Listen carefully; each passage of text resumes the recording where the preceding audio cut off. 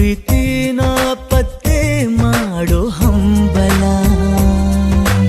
ಇವನ್ಯಾರೋ ಬೈರಾಗಿ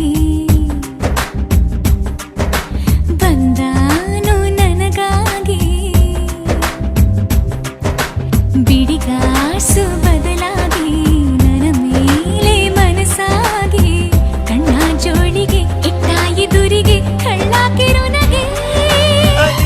ಅದಿ ಸಿಹಿ ಸುಳ್ಳುಗಳು